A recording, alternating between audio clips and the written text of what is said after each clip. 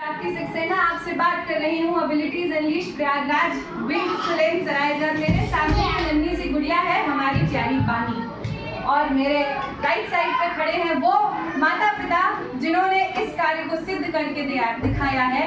किस कार्य को सिद्ध करके दिखाया है वो ये बताएंगे। गुरशरण मैम बताएं।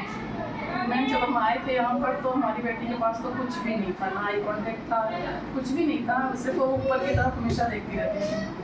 तो उस हिसाब से हमने मेहनत आप लोगों के साथ मिलकर जो मेहनत करी और हमें सफलता भी बहुत मिली है।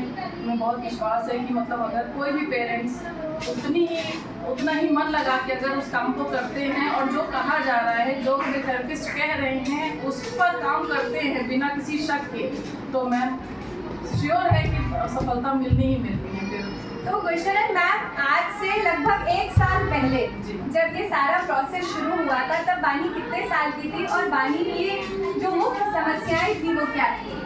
मैम जब हम लेकर आए थे वो 2 years 1 month की थी, तो उसका आई कॉन्टेक्ट नहीं था बिल्कुल भी और स्पीच बिल्कुल नहीं थी। मैम कुछ भी नहीं था हमारी बच्ची के पास, हम कह सकते हैं कुछ भी नहीं था। तो उस हिसाब से धीरे धीरे पहले तो हम खुद नहीं समझ पा रहे थे, लेकिन टाइम लगा।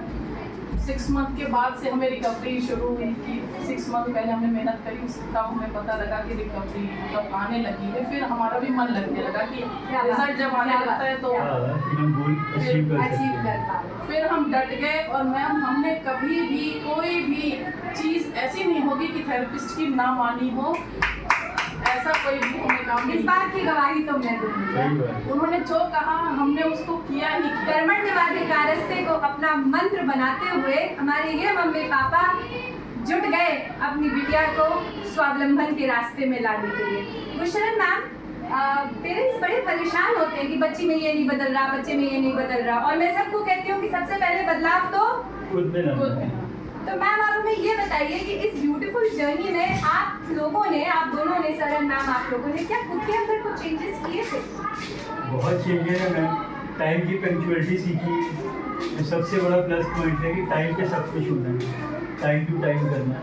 और मैम और एक हमें मन में टारगेट है कि हमको ये अचीव करना है, गोल हिट करना ही करना है।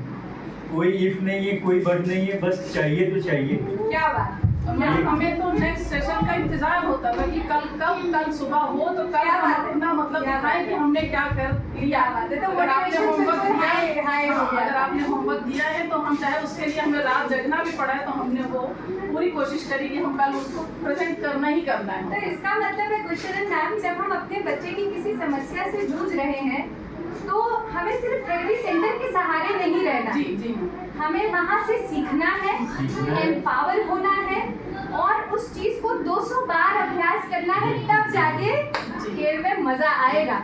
और ये हमारे दोनों पेरेंट्स ने 1 साल तक बिना शक शुबे के हजारों लिमिटेशंस को पार पाते हुए किया है।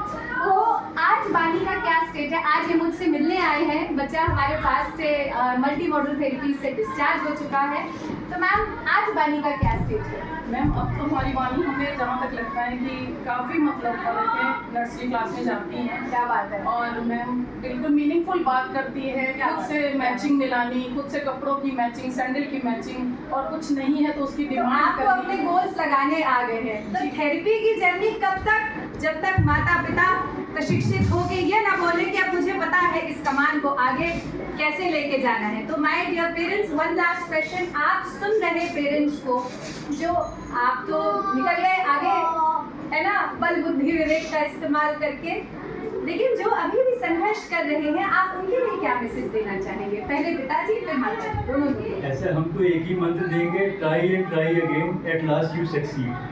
क्या बात है, क्या बात है। और मैम आप क्या बताना मैम चाहेंगे? हम कहना चाहेंगे कि विश्वास करिए, जो हमें सिखाया जा रहा है उनके ऊपर विश्वास करिए कि मतलब वो हमारे लिए क्यों गलत करेंगे, वो क्यों चाहेंगे कि हमारा कुछ गलत हो। उन पर विश्वास करिए और जो वो कहते हैं उसको जरूर करिए, उसमें कोई शक ना रखिए कि हम और किसी से पूछे क्या ये करने से होगा, या किसी पेरेंट से पूछे क्या। अगर आपके थेरेपिस्ट ने कहा है तो कुछ सोच के ही कहा है। जो सेंसरी डाइट दी गई है उस पर पूरा फोकस करिए तो बच्चे को सीक्वेंसी आ जाएगी, हर चीज़ आ जाएगी। हमको तो बहुत मतलब सक्सेस है। तो थेरेपी के प्रोसेस में माय डियर पेरेंट्स, सिर्फ बच्चे को थेरेपी सेंटर तक छोड़ देना ही हमारा कर्तव्य नहीं है।